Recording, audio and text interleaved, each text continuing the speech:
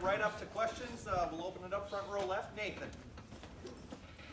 What's the most important thing that Jeff Okuda brings to this team? I don't think there's one thing that he brings other than that he's so well-rounded.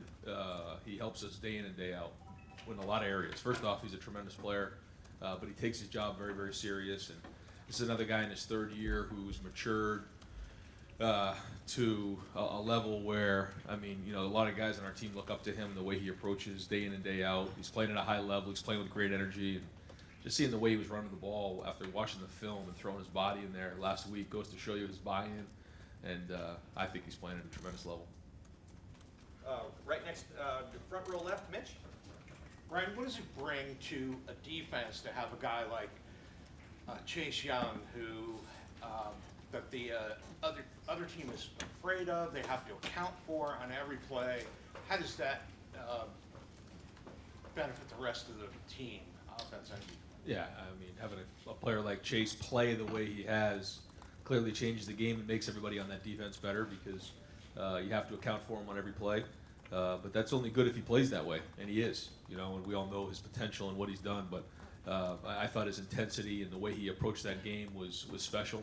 You could tell he played with a chip on his shoulder. But that's only good if he keeps continuing to play that way. And I think that's why you got to give him credit. Week in and week out, he's played the same way. He's been consistent. He's been tough. He's been productive. But now, now we're into the teeth of this thing, and he's going to have to continue to play that way because now he's got the biggest bullseye he's ever had in his chest, and that's going to be tough going down the stretch. The Bosa brothers used to talk about the first step and all that. What is he? Why is he so good at what he does? That's not just one thing. It's a lot of things. He's first off, he's gifted. He's got good size, good length, toughness. His technique that he's worked on with Larry Johnson is off the charts right now in terms of his hand placement. But it's all the other things to me. It's the leadership. It's the toughness. It's his motor. It's ability to play several plays. It's the work he's putting in. He came in early last week talking about how much film work he had put in early in the week. Identifying some of the blocking schemes, what was going on. I mean, that's the stuff that pros are made of and great players are made of. And he just got to continue to prepare the same this week because if he does, he's going to continue to get better, and it just helps our whole defense. Second row middle, Bruce. I don't know what adjective you want to put on this, dumb, unwise, or whatever. I'm wondering, what's the one thing you've done in coaching? You'd look back on it and you go, I wasn't very smart. And what'd you learn from that lesson? If you did something, and what did you learn from it? I mean, there's a lot. Boy, I mean, where do I start? Because in life, you either succeed or you fail, and then you learn. And I've made as many mistakes as anybody throughout my career, and learned a lot from players, learned a lot from mistakes, just in handling players, handling families, handling kids, handling recruits, and then there's the schematics, obviously, going into a game. Not being prepared, not having the answers to your. There's a certain level of responsibility you have as a coach to make sure you have answers for your players when it comes down to it, and that's our job as a staff to make sure that we're doing our part here, and that we have answers during the game, and we're putting the guys in the right places, and they're being put in a situation where they can be successful. And I've made so many mistakes. I'm going to continue to make mistakes. I made mistakes on Saturday, and but as long as you learn from them, just like the players, then you got a chance. I just wondered, schematically, if there's a game you look back on and go, I lost us that game, or I feel like I lost us that game. Not here, but right somewhere. In general. I mean, I think it's always a team effort, but certainly when you don't win a game, it's not good enough. You look back and you try to figure out, how you could have done things better, or had a call back here and there, and that's the case every week. They're good calls when they work, and then you call them and they don't work, and that's not a good call. But that's just how it works. But no, I mean you assess it week in and week out, but it's always a team effort. Whether you're doing well or you're struggling, it's always everybody involved, especially in football when it's such a team sport. Right in front, Dave. Ryan, you guys are getting a lot of good presses, I'm sure you know. Nick Saban once referred to that as rat poison. How do you guard against that? Like, what are you telling your guys? I'm sure they are hearing these good things about the team, personal accolades. Just how do you guard against that? Well, I just think all it means is that you have a lot more to lose if you let it get away from you, and that's it. And the more this builds, the more we have to lose. So we're not going to get anxious about that or anything like that. But at the same time, we also know that we got a bigger bullseye on our chest week in and week out. We have to work harder and harder, and we're more and more invested every week. But you know, I think this has been something we've been talking about for a long time. We expected to be in this situation, and now we have to act accordingly. And what that means is just staying locked in, week out on this game, preparing the same way, playing with the same energy, playing together, taking care of the football, tackling well, playing tough. If we do that, then we're going to have a chance week in and week out. If we don't, then we're going to put ourselves at risk. And that's really what it comes down to. And trying to help, you know, 18, 19, 20-year-old kids understand that this is a great opportunity and that these opportunities don't come around, but, you know, a few times in a lifetime. And you have to capture those moments and what are you willing to sacrifice to go achieve those goals. And so that'll be the things we talk about this week. I want to ask you real quick about running back recruiting. When you look at the lineage of running backs here, from Archie to Zeke, everybody else, Heath Myers, Tim Spencer, everybody, JK, what he's doing. Even last year when you guys set passing records for this school, JK went over 1,000 yards. Mike Weber almost did. Are you surprised? I know you can't name specific guys. Are you surprised that running back recruiting is not where you want it for the 2020 class? And are you confident you'll finish strong? I think we will. I think we'll be fine there. JK's having one heck of a year, and I think if you're a running back throughout the country in the United States and you're seeing the history of running backs at Ohio State, what we're doing this year and what we've done in the past, I think you'd be foolish not to give Ohio State a hard look. And we're really confident with some of the guys we're recruiting right now, and there's a long way to December and then February, so we feel strong. We also feel really good about the guys we have in the room right now, and I think it's all going to work out. Third row, left, Dan? Ryan, Justin obviously got a little banged up on Saturday. You've had guys like Thayer and Damon Arnett who are playing through some injuries as well. As you get into this point of the year, do you have to be careful about managing the amount of reps for those guys to make sure they stay healthy for the home stretch? We always do. We always really take the amount of reps serious and really handle that. It's very sensitive, and so that's one of the things we have to make sure we're doing a good job of down the stretch as well. But injuries are part of the game this time of year. Guys are going to be banged around, and it's a tough game. And so we certainly won't be foolish with that, though. We'll make sure that we really think through every rep and make sure that we're putting the guys in the right situations, the reps that they need to practice, because they can't get into bad habits either. And one of the reasons why I think we've been playing so well is we're practicing so hard, and we have to continue to do that. But to your point, as it gets later in the season, we've got to be smart. You've had the opportunity in just about every game this year to get some of those second-team guys into the game at one point or another. How valuable is that coming into the home stretch, that those guys have had the opportunity to play in almost every game? I think it's really important because I think you know what you have with some of those guys, where you could be at this point of the year and a guy goes down or a guy is out in the game and you have to put a guy in, you don't even know what you have, and so I think we have a good feeling of where everybody's at in our team. It's almost 3 deep because those guys have got so many reps in games. Far left, Matt? You have 3 guys now that are Chase and Justin and JK that are legitimately being talked about for the Heisman Trophy. I know you even got asked on Fox after the game about Chase. Do you relish that, enjoy that? You got 3 guys in that. Is there a part of you that's like, because, like Coach Meyer a lot of times would be like, boy, it's too much too soon to talk about that. I don't know, having guys like that are in the conversation right now, how do you embrace that? What's your take? Yeah, no, I think when you're at Ohio State, this is what the norm should be, and it always has been, and it, hopefully always will be. And that you come to Ohio State and you're a tailback, you're a quarterback. I mean, you should be in the Heisman Trophy conversation. Now for Chase, that's a different deal, and he's obviously a special player, and hats off to him to even be brought up in something like this. But I think if you ask those guys, they'll tell you that they're not worried about individual accolades at all. It's all about a singular goal, and that's winning championships. And if we do, then I think there's going to be a lot of those things to go around, because that wasn't one of our goals. I don't think you'd ask J.K. Dobbins or Justin or even Chase, say, what was your goal at the beginning of the season? Win the Heisman? No, that would not have been their answer. I'd be shocked if it was. And so if we just continue to do well and continue on the path we're on, there's going to be a lot to go around and a lot of accolades and awards and things like that. But that's not what it comes down to. This is about the team, and I think one of the things that is good is we talked about big time players playing well in big time games, and I thought our big time players did step up in the game, which was great to see. Yeah, there's a lot of discussion too about who's number 1 right now. Do you care at this stage? Like the AP voting is as close as it's ever been. You got the playoff poll coming out in about a week. What is your take on where you are and it'll being matter. number 1 important? It will be at the end of the season, but right now, I mean, if you're number 1 right now and you lose next week, you're not number 1 anymore. So it doesn't. mean, that's for everybody else to talk about. That has nothing to do with us right now. Doesn't mean anything. You don't get anything for being number 1, 2, or 3 at this point of the year. You get it for the end of the season. So, I know that people like to talk about it, and that's great. That's good. That's great for college football, but has nothing to do with us. Right behind Lori. How would you describe the leadership style of Chase Young and J.K. Dobbins? Because as great as leaders that they've been, they don't seem like they always fit the traditional mold of a leader. Yeah, and I try not to, when I talk to the guys about leadership, it's never about fitting a style, because I think everybody finds their own voice and everybody has their own leadership style, and I think that's the art of being a leader is being authentic and being yourself.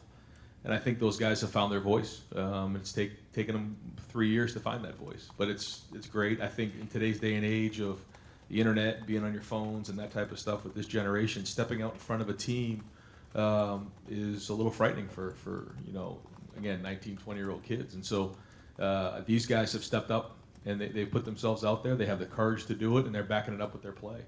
And I think it's great for a lot of guys to see, but there's been a precedent set. I mean, Terry McLaurin comes back and speaks to our team Friday night before the game, and the culture he left and the legacy he left behind was special. And I think there's guys on our team who want to leave a legacy. They don't just want to leave a bunch of stats behind. They want to leave a legacy when they walk out the door. They're still talking about these guys down the road. How do you do that with leadership, with getting out in front and talking and making sure that you're leaving an impact? So how would you describe Chase Young's voice and J.K. Dobbins' Chase is very intense. He's very confident in what he does, and if he sees something, he's going to call it out. I think he's a strong leader. J.K. is kind of the same way, but he's a little bit more by example. But when it gets closer to the game, you start to feel him and hear him in the locker room, and they both are very intense, especially as it gets closer to the game. Down in front right, Tim. Yeah, Ryan, when you look at Justin Hilliard and the path he's taken, how crazy is it now that he is like basically a contributor big time? And how tough has that path been from what because you've been watching now for 3 years, but what is he bringing to the fore now? And is that an example of a bonus that this team is getting from some of the upperclassmen? Yeah, I think Justin Hilliard is the story of him playing the way he played and being able to step up in a game like that and help us is a story that really isn't being told for whatever reason. But this is, like you said, a guy with today's day and age, with everything going on with portals and everything else, he stuck through it. He worked through injuries, he worked through playing time issues, and then he steps up in a huge moment for us, to beat Wisconsin, and plays really well, makes some big time tackles, and that goes to show you what kind of a kid Justin Hilliard is. I mean, he's got character, he's got perseverance, everything about him is great, and he's helped us on special teams for years, but now he's able to step up into that role and make those kind of plays for the team. That's a guy who's leaving the legacy behind, and that's about hard work and working through tough times. And we're just really happy to have him part of this team. And one of the quick things, you watched the game, of course, but Devon Hamilton, Wisconsin had reputedly maybe the best center in college football, some people said. Devon Hamilton seemed to have a game Saturday, so did Jay-Sean Cornell. What has Devon Hamilton really brought to the fore here this season? It started in the offseason. I thought he had one of the best off seasons of anybody in the program. He really took a step in this offseason in the weight room with Coach Jay, just in general, and you could see him coming. He started to get a voice. I mean, he's been in front of the team, and that's not easy for Devon. But I'm really proud of the way he's playing. I mean, he's strong in there. You can see the first play of the game, he's knocking the guys back, and he was really powerful in there. And that's a huge deal, especially against a team like that. But this is a guy, he's a veteran guy now, who's a huge part of our defense. Right next door, Austin. Ryan, would you give any thought to playing Chase on offense to give him a Mike Vrabel touchdown or something like that? It sounds fun, but we're not going to take any risks with Chase. No, we're not going to do that. When you look at, you were asked earlier about the Heisman candidates, and most programs want one. You guys have potentially three. I know you don't want distractions and all that. Will you talk about it? How do you manage that? You probably don't want to pick one over the other, give me preference. Well, if you lose a game, that all goes out the window. Nobody's talking about anybody. So it's all about if we win or not. And you hate to sound like that, but it's just the facts. So if we want to continually, get this type of momentum and keep the momentum going, we have to continue to do what we're doing. And that's just the reality of it. So the guys need to embrace that and understand that and have the maturity to put that aside and ignore that stuff and just stay focused on the task at hand. If you had any of those off-date conversations with those three, would the word Heisman even come up in those? No. No, and I don't think that, they would be talking about themselves like that either, because, again, it's a great honor and all that stuff, but that's so far down the road right now that we're not talking about that kind of thing. Second row middle, Tony? Ryan, Master Teague, almost kind of on pace for 1,000 yards this year. Gets a lot of his yardage when the defense knows he's going to be getting the ball. So how tough is that? The yards that he gets, how tough does that make him? What kind of luxury is that for you, knowing that at the end he can just solve things away? It's huge. It's really big, especially in that game right there where we put the second group out there on defense, got to stop, and then I think we got it back with, was it 5 minutes to go? And then we ended up taking a knee at the end. I mean, that's huge for our team, and that's a 4-minute drill, and that was with our twos in there. So I think it's a combination of things. I think when he's been in there, it's been late in the game, it's been a change of pace, maybe the defense is a little bit tired. He's fresh, he's strong, he's powerful, but our line's been doing a really good job late in the game. And then even in that game in the week before, our second group has gone out there and got really good movement. And first play of the game, we were on a power play, and our center and guard get great movement. Guard pulls around, and we get him to the secondary right now. And I think he actually wished he had that run back, because he was on the safety at 10 yards and ended up getting 20 on it, but probably could have hit a home run on it. But I think it's a combination of all those things. And then, will you guys be pursuing a 6th year for Justin Hilliard? That's going to be up to Justin, to talk about. I don't think he's really focused on any of that right now, but certainly at the end of the season, if that's something he's interested in, then we can talk about it. Front row left, Doug? Ryan, you were asked about reps earlier, specifically at quarterback. Do you want to do anything in practice to give Justin any kind of rest in practice or keep him fresh? And what do you guys do? Does Chug get reps with the ones very often to keep him ready? You need him for a play on Saturday. Yeah, we usually don't have him take many reps with the ones. If we go 7-on-7 or some sort of other segmented group, then those guys will roll, and so whoever they end up with, they end up with. When we go to scouts, the receivers will pretty much roll when we're doing some pass stuff, but for the most part, Justin's in there with the first group. Chugs will get some reps during the week though, but very few with the ones. We like to, for his few amount of reps that Justin has had in his career, we want him to get as many as we can in practice and making sure that he's ready to go. So that's what's hard about being a backup, is you have to be ready to go. You have to, with limited reps with the ones, you have to be able to go out there and function. And we put Chugs in there. It was 2nd and long. We tried to screen. The guard kind of sniffed it out. I thought he did a good job of throwing it away. We ended up getting a holding call, but that wasn't his fault. I thought he made a good decision. That was a tough situation to get thrown into. I thought they'd be kind of coming over the walls, we'd get him on a screen, but didn't work out that way. I thought he managed it well. When we saw Justin, we talked about him toughing it out in that game. How do you adjust in the middle of the game if you see that your quarterback is feeling something a little bit? Do you think to yourself, man, we can't run him anymore, but also you needed him on some runs on Saturday and you used him? How do you balance, if you see your quarterback taking some hits, how does that maybe change your play calling mid-game? Now, we talked about it going into the game, and I said, Justin, you're going to have to, with the rain and everything going on with this defense, you're going to have to run a little bit in this game, and he was all for it. He was awesome, and he was ready to go. His attitude was excellent going into it, and he ran tough early in the game. He took some shots, but he got us going, and I was really proud of him. Then one time he got banged up a little bit. I asked him, I said, what do you think? He said, I'll be fine. I'm hurting, but I'll be all right. And it wasn't anything long term. It was just, one of those things. He took a shot there and landed on it funny, but he's going to be fine. But it was, certainly one of those things you have to, as you start to, have more experience with the quarterback, you have to be able to trust him.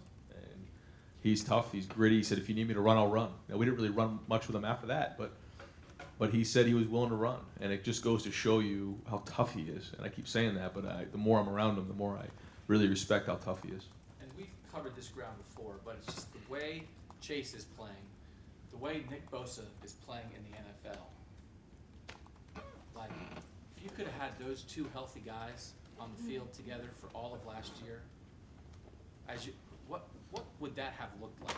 A healthy Nick Bosa and a healthy Chase Young. Yeah, I don't know. I mean, certainly they're two of the more talented guys that have probably ever gone through here and maybe ever play the game. I mean, they're very, very talented. And, I don't try not to play the what-if game, but certainly, respect both of those guys, and they're both dominant players. Right behind him. Bill? Ryan, you guys were the most penalized team in the country last year. Now you're among the least penalized teams, and I think you cut your penalties per game in half. How much did it occupy your thoughts when you first took over, and how did you approach, improving in that area in the offseason leading into this year? Yeah, we put some different things in, but it really goes back to our guys and how much discipline they have. But we did certain things where if guys would jump off sides or the ball would get loose, we'd have them run a lap. It sounds juvenile, but it's real, and we had consequences for that. We continue to still do that. But at the end of the day, it comes down to their discipline. And we talked about in this kind of a game, you have to be clean because with the way they control the ball, you get off schedule with different things, you're going to get yourself jammed up with penalties. And then you have to do well on third down. And I thought Justin had a 3rd and 10, a 3rd and 10, and a 3rd and 13 that we converted on third down. That was huge. I mean, I would say on offense, that was kind of the huge deal for us. He had 2 scrambles, I think, to JK, and then the long one to Chris at the end of the half, and that was huge for us. But because we weren't really on schedule early on, and then as the game went on, I thought we got ourselves on schedule, got into some third manageables, and then we kind of got in a rhythm. With penalties, how much control do you ultimately feel like you have as a coach once the guys get out there between the lines? There's 0. I mean, yeah. I mean, it's all about what you've done leading up, just like all the work that's done early in the week. That's where you feel the most stress. And, we do ball security stuff. We do different, we talk about penalties, but, and if we see things on film, we'll obviously address it. And we try to stay as clean as we can and talk about those type of things. But at the end of the day, it comes down to the discipline of the team to make sure that they, and sometimes it's just, late hits, taking a shot at somebody. I mean, I think there was a couple chances we had to take a couple blocks at guys, whether it was the Garrett's return or the fumble recovery, and we didn't push somebody in the back. Those kind of things. How do you coach that kind of stuff? Well, you talk about it at meetings the best you can. You coach it off the film, but it's the player's responsibility to play with discipline, and I think they're doing that right now. So we just got to keep that rolling. And there were maybe the area where you were most penalized last year was on the offensive line with procedural stuff and holding stuff. Is there anything to the idea that you were just a heavy pass team and maybe you'd be a little more susceptible to that? These guys are worried about not getting beat, or you're just pass blocking, and you're more prone to holding a pass. No, I don't think it was that. I think there was more to it than that, and we addressed some of those things, and I think we've done much better with that this year. Right next door. Ari? So sure, Blazer Ryan, is that like a recruiting Blazer? No, By week? no, just the Blazer. I was just wondering, when you're in a situation right now where you have 2 bye weeks in a month period, your recruiting class is already basically full for 2020. During a week like this, when recruiting is a huge emphasis, your guys are out on the road and all that stuff. What do you do? Are you trying to get ahead for 2021? And if you are, how big of an advantage of it? Are you trying to close bit? Like, what is this week's emphasis? It's a lot. I think that we want to make sure we try to get out to see as many guys as we possibly can, committed, uncommitted, like you said, 2020, 2021, and get around to just be around the programs. But then also reach out and just continue to do a great job recruiting Ohio. I was in Ohio yesterday and making sure I tried to get as many schools as I possibly could, even though there was a fog delay getting out of here in Columbus, so didn't get to as many as I wanted to, but still, buzz around. And I think that it's important for us to make sure that we're continuing those relationships, especially in Ohio and the Midwest, and then as we go out and recruit nationally, we're able to get out there and see those guys on a bye week. How many did you make it to yesterday? I forget, I think 7. And one other non-related thing. Garrett Wilson had a pretty nice punt return. I know you guys are always looking for a spark in the return game. Is Garrett progressing the way you hoped he would, and in terms of a spark, both on offense and in the return game? Is he somebody that you think could have that like Olave-like effect like he had last year, where freshman is in the program and in the season for a few months, and then at the end when you guys need a play, he might be somebody you guys might rely on? Yeah, I think that it's very hard to step in as a true freshman and make an impact right off the bat. I think it takes a little time. You learn about the system, you learn about how to practice, you learn about all those things. And so I think as the season's gone on, he's gotten better. I thought he flashed a little bit in the Northwestern game. He got some targets in this game, got the big return. So like you said, I think the second half of the season is going to be good for him. Where are you guys at in the punt return? Are you still? Yeah, still kind of where we are, but Garrett certainly, I think when you look at what he's done in the last few returns, he's making a strong move to be the starter. 4th row left. Andy? Yeah, Coach. Whether it was Chase Young or Devon Hamilton, the defensive line held one of the best backs in the country to 52 yards, recorded 5 sacks against an offensive line that's usually one of the best in the country. Just what is the ceiling for that group, and where do they go from here? I don't know what the ceiling is, but they're going to continue to do what they've done, and that's look at the opponent that week, figure out how they're going to attack them, practice with great energy, great toughness. We're gonna play a lot of guys. That's the other thing that's really good about that group is we're pretty deep. Had to play depth because we had a few guys dinged up throughout the season, and again, they're still the tip of the spear of the defense. And when we can win the line of scrimmage, we've got a chance against anybody. And so I think when you combine their ability to stop their run and the pass rush, it makes them pretty versatile. Third row right, Rob. General Heisman question. Only one true defensive player is one. You're a quarterback at heart. We all know that. What would be the challenge? You're a Heisman voter, let's say. What's the challenge of voting for a defensive guy? What goes on with that from your perspective? I'm not a voter, and I have not thought about it all that much, but I do think that there's been a history of offensive guys getting it. So I think you'd have to almost change the mindset a little bit of what you're voting for. Are you voting for the most production? Are you voting for the best player? Are you voting for the most valuable player? I don't know, but I know that Chase is, if he's not the most dominant player in college football right now, then he's close. But it's only going to be that way if he continues to play that. So we've got 4 more games in a regular season here, and he's got to continue to play at that level and make some voters think. But again, if you were talking to Chase, I don't think he has any interest in all that. And I think just being considered and just being brought up in that conversation, much respect. What would be your classification? It seems like it should be best player. It's what it's been, not MVP. Because on this team, you could argue it's a different guy than Chase. Do you think it should be best player or most important to his team? What's the Heisman to you? Yeah, I think it's the best player, and there's a lot that goes into that. But I think it's the best player, not so much the most valuable or anything like that, because I think there's so many different variables in college football. It's not like the NFL where everybody has the same set of rules and same set of everything. It's very, very different. So I think it should go to the best player. As a quarterback, touch the ball that many times, is that just building advantage right there? Yeah, I think so. I think over the years that's what's happened, but that doesn't necessarily mean that's where the award should go. Far right, Clay. Could you use another Heisman question? Could you use this moment or this month as a huge recruiting tool, though you wouldn't promote one over the other, promoting all 3? And has there been any discussion about a plan? Because historically, the school hasn't done that because they're on enough. I think they felt like everybody had eyeballs on Ohio State. Well, I think when you're at Ohio State, you're right in the limelight of all of college football. So like you said, I think there's enough spotlight on our guys right now, and I think everyone knows that. I think in recruiting, it's going as good as it could possibly go. I think that the culture that we've created since January is off the charts, and people are very, very excited about that. And I think, getting to this point in the season and playing the way we have, I think is a credit to everybody inside the program and the excitement around the program. And I think, when you do things like this at a place like Ohio State, you're going to have opportunities like this. You're going to have Heisman Trophy candidates. You're going to have All-Americans. You're going to be in the national championship conversation, and you're going to be relevant in November. And that's just part of this job. It's part of being at Ohio State. And I think that's why people want to come here anyways.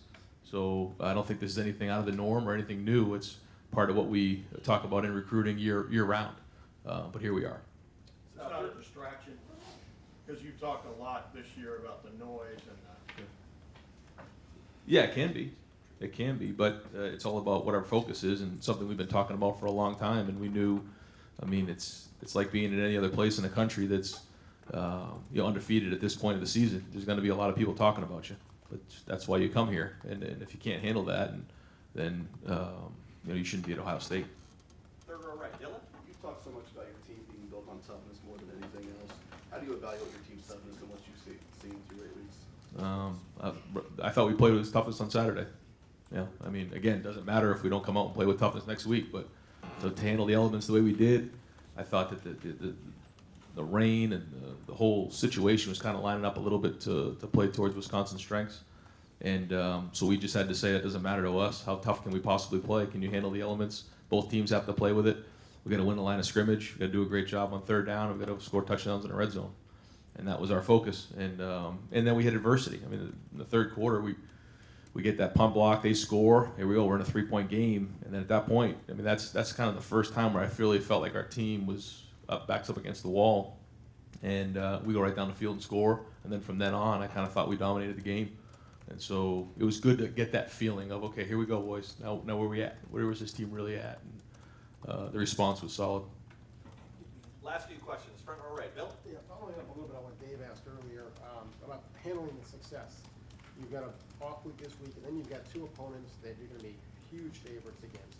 How important is this stretch for you and your team to not kind of buy into the hype, to stay focused, and not get distracted by any of this? Yeah, I mean, of course it's important to stay focused right now. And, if they're reading the hype, if they're reading all that stuff, then they're more foolish than I thought they would be. I don't think our guys are going to do that. I think that we're just going to work every day to get better. I mean, it's the same people that picked us, I don't know if we were 4th, 5th, or where we were in the Big Ten East, and so that didn't matter at that point. It's not going to matter anymore. It doesn't matter to the game on Saturday. And so as long as we just focus on that, we'll be fine.